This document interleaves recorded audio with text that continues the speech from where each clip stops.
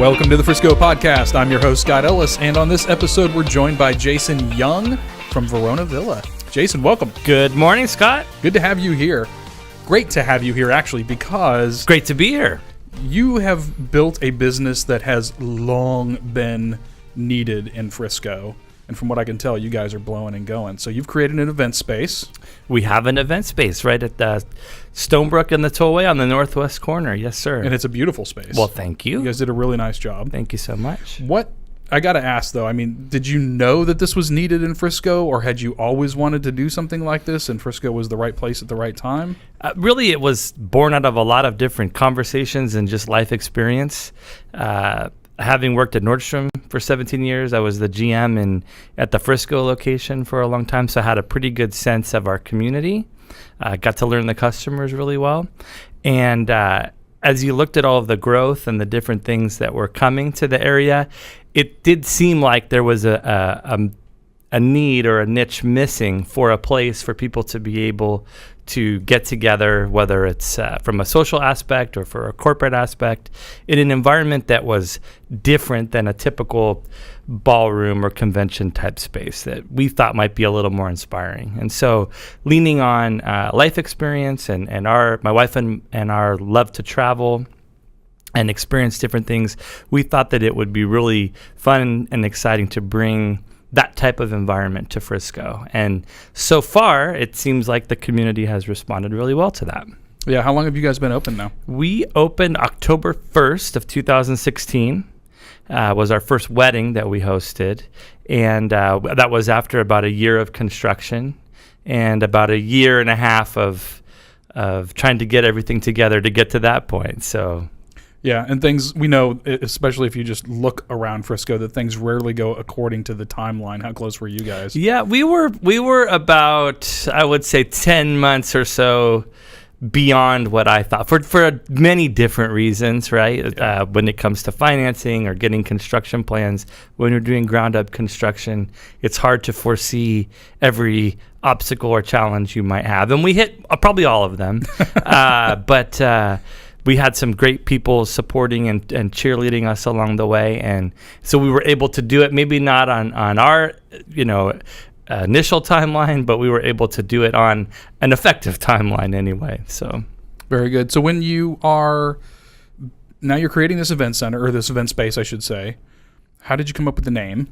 So my wife and I had taken a trip to Italy, and I love Amarone style wine. That makes two of us. Yes. All and right, so she is the researcher of the family. I'm a little more spontaneous, but thankfully she is the researcher, and she jumped on the internet and found where Amarone wine was produced, which is in the outside Valpolicella Valley outside of Verona, Italy. Mm-hmm. And so we were going to be there for a couple weeks, and we didn't want to just do the typical touristy stuff, even though you have to see the Colosseum and you have to, these things. And so she found a beautiful villa in the Italian countryside near where they produced Amarone wine. And we also got to experience the city of Verona for a couple of days. When we decided that this would be a good business to go after, what would it look like? Well, I flashed back to our trip, and I said, let's print our photos from that trip. And we started, and I had just randomly taken pictures of landscaping or just sort of, I don't know. I just thought it was pretty. And so it quickly came to formation of, hey, this is what we would like our space to look like. We think this would be really cool. And then, of course, you need a name to put on the project. And in Verona, it's just a very beautiful city. It's a very romantic city. There's also Juliet's balcony, from Romeo and Juliet. And so a lot of people go there and view that. They have a little lock garden where you can lock your love and leave it behind. And there's a statue of Juliet that people rub. I won't say where, but it's you can faded. tell because you can it's kind of polished. It's I've been there too. You've been there. So anyway, so when we said, hey, what will we call it? Immediately, Villa Verona jumped to my head, which would be the Italian way to say it. Right. But because we're in Texas. And there was also a lot of similarities between the Italian countryside and the Texas Hill Country. There was a lot of just similar textures and similar things. And so we decided that we wanted to play up to the Texas side of things. And I said, in Texas, it's called Verona Villa. It's not Villa Verona. And so that was how we came up with the name. And it was really the first name, and it was the one that stuck. And when we sort of floated it and tested it, people seemed to respond to it. And so there you go, Verona Villa. When was that trip to Verona? Oh, my goodness. 5 years ago. 5 years ago? Yes. Okay. Yeah, we were there actually in 2016, probably about 6 months before you guys opened. Okay. And we did the balcony and all of that. Oh, as well. yeah. We hit a lot of stuff up in that area. That's cool. Not a lot of people go to Verona. No, they don't. And it's a very cool place. I was glad that we went. It was a really neat little town. We went. There was, it's the second oldest outdoor amphitheater to the Coliseum, so similar to the Coliseum, and we were able to watch an opera there in that outdoor space, which was unbelievable. We were there for 3 days, but it felt like 3 months. Like we did so much in 3 days, and of course the wine was amazing. Yeah. And so we just, there was something.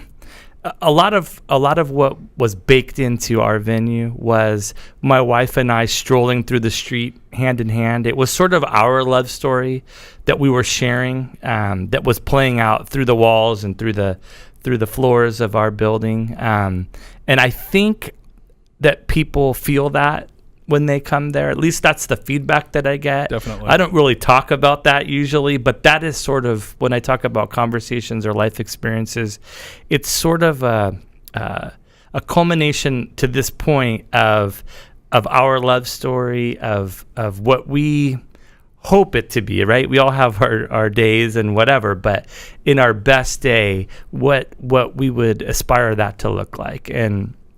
And I think that we've done a pretty good job of living up to that. And of course, that's the goal. That's what we're trying to do, so that when people come there, it just feels like a loving, comfortable environment to be. I think you guys have captured that very well. Who would get most of the credit for that? Was it you or your wife that made some of the decisions about the interior? That's and pretty funny. The patio, because it's very nicely done. Yeah, thank you. And here's what I would say is that this project, in terms of the nuts and bolts of the project, has been mostly mine. My Christy has a job. She's a really successful independent sales rep for UGG, which also enabled. So it's like when you say who gets the credit,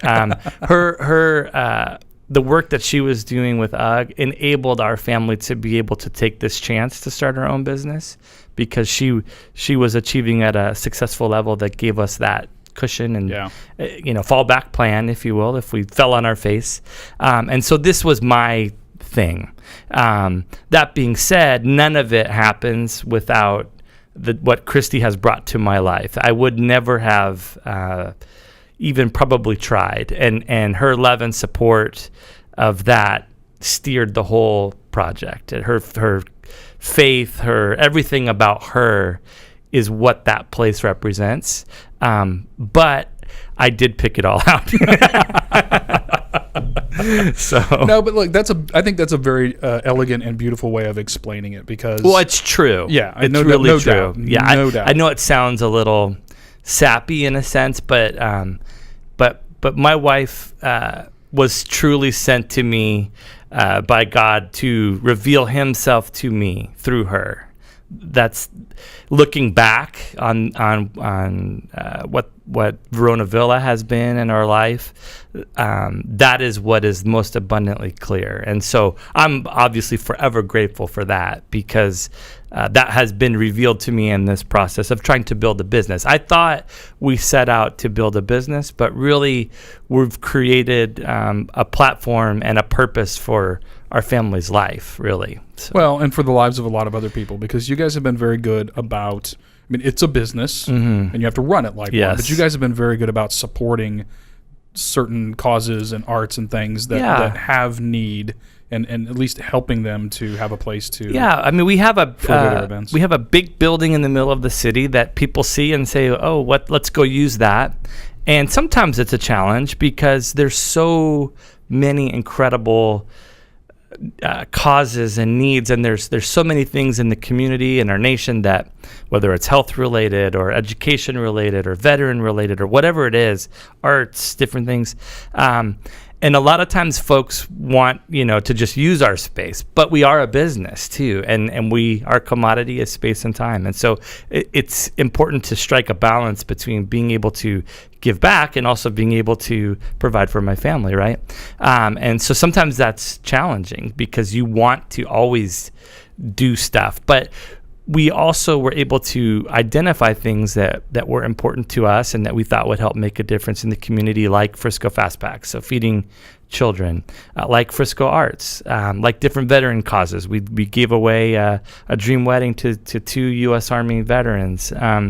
So different things. We partnered with Project Reload. We partnered with the National Breast Cancer Foundation, and we have some really exciting, a great awards luncheon with them coming up on May 10th that we're really, really excited about. We're going to be there and very excited Love to be it. there. Yeah, cannot wait. Super excited for that event. So we've been able to plug in and use our venue to give back in certain ways. But sometimes it is a challenge because you get hit up by a lot of folks that are doing great work, but we can't always just give it away, right? It's and a lot of businesses face those kind of challenges and phone calls. And so hopefully people understand. But what we do is try to have a very fair and reasonable price, but deliver a super high level experience that's going to highlight organizations and help their cause and help propel their cause to an even higher level. So we're trying to add extra value or tremendous value to money they might otherwise be spending on these events, so that when they're leaving,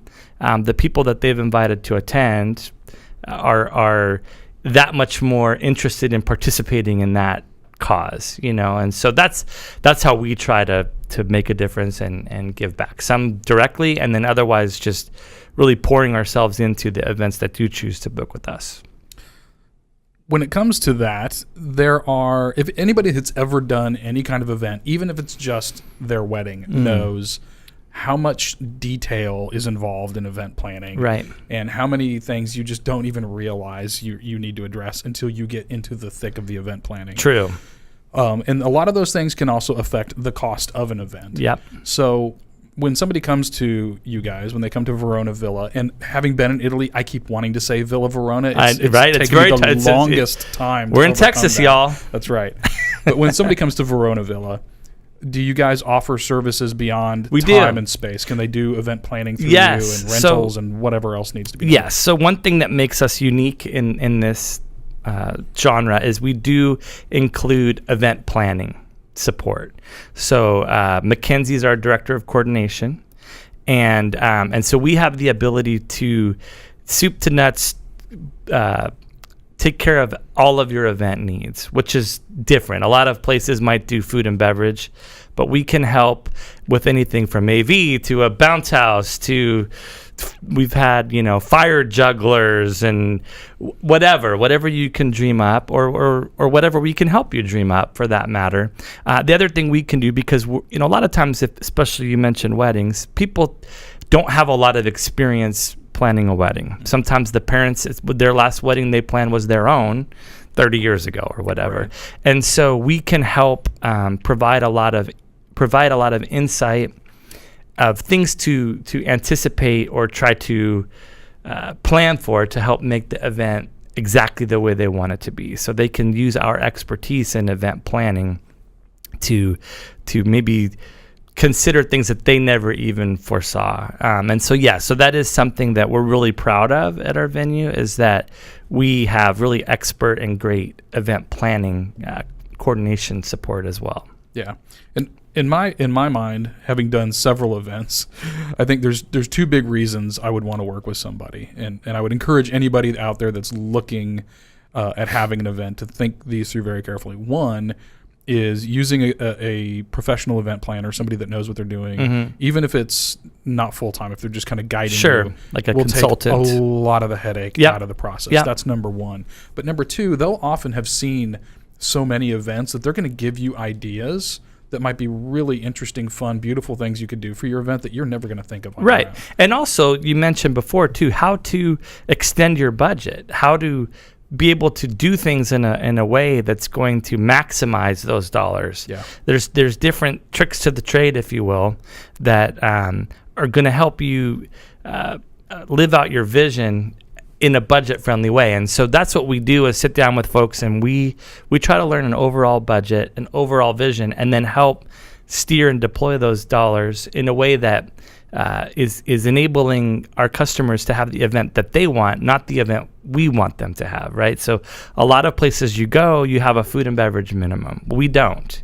So you'll go and you may have to spend $10,000 or $15,000 in food and beverage. Well, you might not want to, but then your budget is what it is, and so once you take that 10 or 15 out, you might be almost done already, and so it's hard to squeeze in the other stuff. Where we approach it is say, okay, what's the most important thing to you? Maybe it's the flowers, or maybe it's entertainment or photography or whatever it might be. Cases of Amarone, perhaps. Cases of wine. Hey, I'll be at that event all day long. But we'll start there, and then we'll back into the stuff that you need to have and make that fit. And obviously there's reality, and sometimes that's hard for folks too, is to understand, they want to do something, but we want flowers dripping from the ceiling. Well, this is expensive. These are not small things. So Right.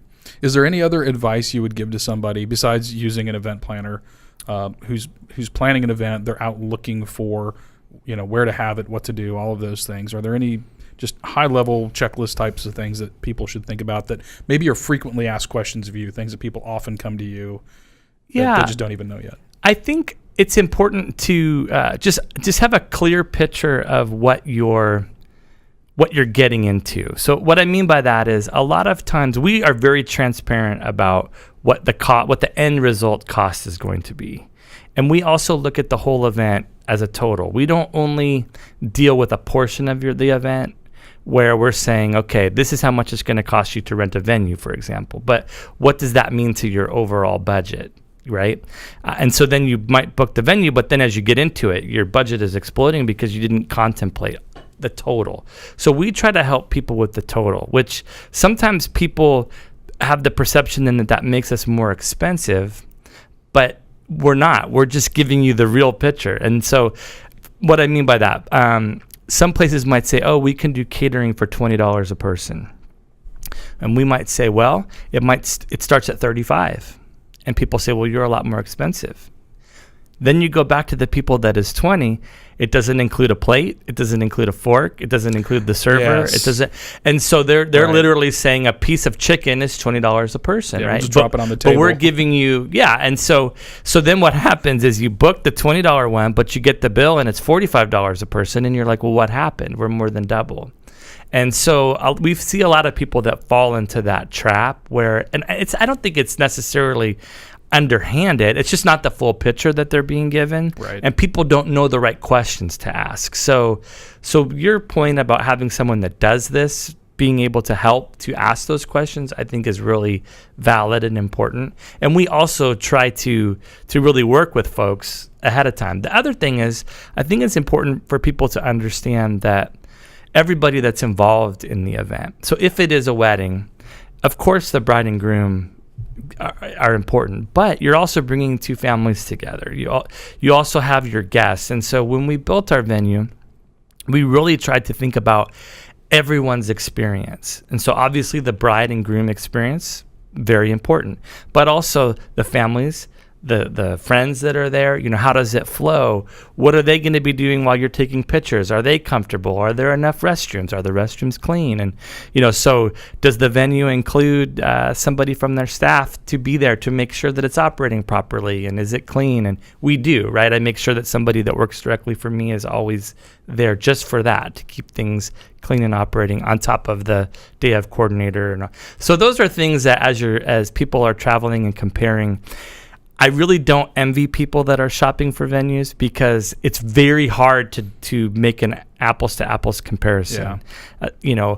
We include that wedding planner. Most venues don't. You could spend thousands of dollars on just that function, if you went and hired that independently, and we're throwing it in. So, it's a very challenging thing for people. There's a lot of places to go, and it's challenging. But I like that you guys are taking that approach, because I can go to you, and I'm kind of tired of the term one-stop shop, but right. I really can get everything I need, or everyone that I need, and you guys have the relationships. If there are things that are outside of what you provide, then Sure. you've already got the relationships to say, okay, we can get the bounce house from here. Yeah.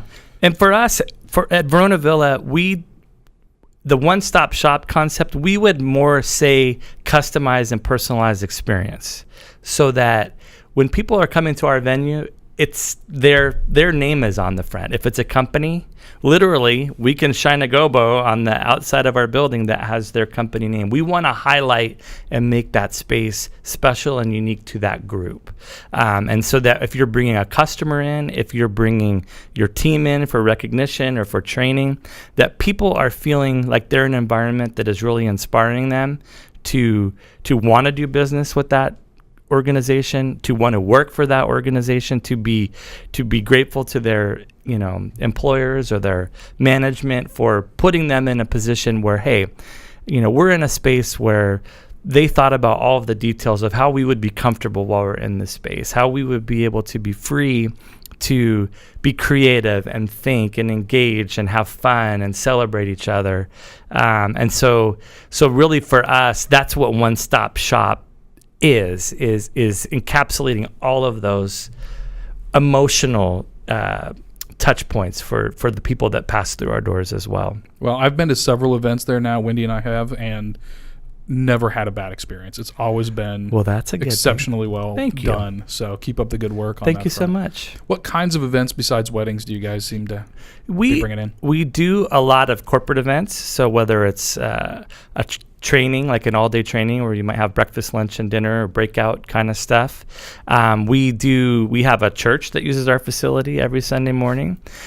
We do a lot of banquets for soccer teams, and we just had this week we have two different Prosper teams that are doing their end of year award banquets, so we have a lot of that kind of stuff during the week. Of course, we do a lot of weddings. We've had quinceañeras. We love to do a bar mitzvah or bat mitzvah. We've live streamed Major League Lacrosse's award show from our venue. Very good. We had Life Changing Faith did a Martin Luther King event, a scholarship event. We've done a lot of things with education.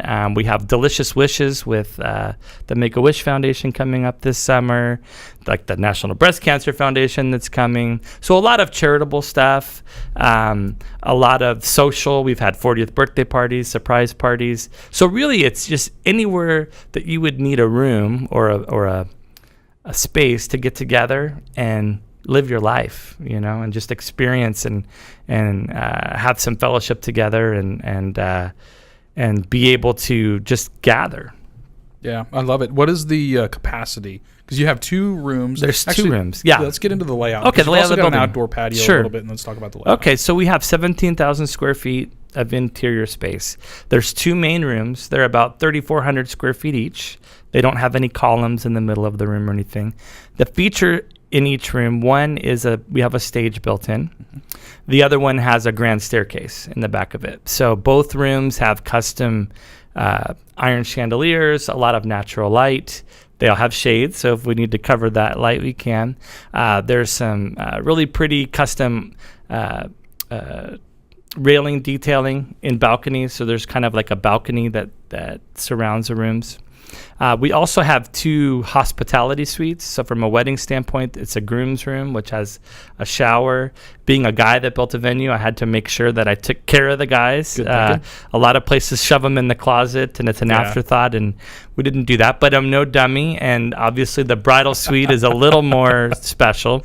But they're both very big spaces. We've had bridal parties that have had like 16 bridesmaids, and they've had enough space there to do hair and makeup and everything. So in the bridal suite, there's through-way mirror and with a chandelier over it, and seating area and makeup stations, 6 makeup stations, private bathroom for the bride. So we have those two rooms. We also have a 7,000 square foot patio off the back of our building. Any part of the event can take place outdoors. So some people do their ceremony out there or a cocktail hour. Some people have put their dance floor and made it kind of party time. We also had Star Sports Tours. They do groups for the Dallas Cowboys. They came in, and we had 300 people, 300 fans that came from out of town, and different things with the Cowboys cheerleaders and stuff on that patio. So it's really versatile in a lot of different ways to use it. Okay. And what about capacity in terms of I'm throwing a pretty big event. How many people can I invite? So it really depends is the answer on how you want it to be. We've had events as big as 650 people, which was more of a cocktail style. We can tent that patio, which makes, we did Frisco Family Services. They had a gala with 420 seated. We tented the patio. If you were going to do what I would call a typical wedding, where you used one of our rooms for the ceremony, the other for the reception, maybe the patio for cocktail hour, it's like 250 people is the right number. Okay. We can accommodate a little bit bigger, but that's comfortable. Up to 250, yeah. And I would say the average wedding is closer to about 170 to 190 in that range. Mm-hmm. And we've done weddings as small as 70 people though too. And we've had corporate meetings for 50 people. So it's kind of all over the place. Okay. That's one of the things I love about your setup is that you have these different spaces, but they can all be used for one event. So when we were at the Project Relo event, right, there was the dinner area, all the tables were set up, presentation was made on the stage or in front of the stage. And then when it was time for the party, everybody kind of filtered into the next room. We had World Series of Poker. And tournament. Casino night. Yeah. And I think there might have been some drinks going on the patio as well. Yeah. But you didn't have that awkward in between of, okay, we've got to tear down all these tables and set up all this other stuff. It was just sort of move from place to place and everything ran smoothly. Yeah, and that's what I was speaking to before, where we tried to anticipate guest comfort. And nobody wants to be standing in the middle of a construction zone during an event if you can avoid it. Mm-hmm. And that was an intention there. And obviously plenty of restrooms and all of that stuff as well. But is trying to think about, okay, who's going to be at this event and how are they going to be comfortable? Well, you guys have done a fantastic job. You're too kind. I am going to, you did all the hard work. I know it was a long road getting here. It was a long road. We are very glad to have you in Frisco. Thank you. Wish you very much continued success. And to Christy, and let's give a shout out to Amanda as well, because if anybody works with you guys, they're gonna bump into Amanda. Amanda's our brand manager. Kara's our director of sales. Mackenzie's our director of coordination. Jose is my building services manager. Okay. And so I'm really proud. I've worked with 3 of those people for more than 10 years previously to this, and then Mackenzie has been with us for the last 2.5. And so just really proud of my team and the effort and the care that they put into making everything memorable and special. Well, now everybody, exactly who you're going to go talk to and who you're dealing with there at Verona Villa. Yes, come say hello. We'd love to chat. Love to hang out. Check out the space. Do you guys do open tours or anything if people want to just kind of come take a look? We basically schedule tours of our venue by appointment. Okay. And so our website is www.veronavilla.com, and there is a place there to do an inquiry to schedule a tour right from our website. You can call us. You can send a Facebook message. My email address is super easy, jason@veronavilla.com. Love to hear from folks. And we'd love to schedule a tour and let you experience our offering and our venue and see if it works for your needs. And also just keep your eyes open for any events that happen to be going on there and get your ticket. So yes, it's another good way to see it in action. We would love to see folks there. Absolutely. All right, Jason, thanks again for joining us. Thank you, Scott. It's been great to have you. For everybody else out there listening in, thank you for tuning into the Frisco Podcast. We'll talk to you next time.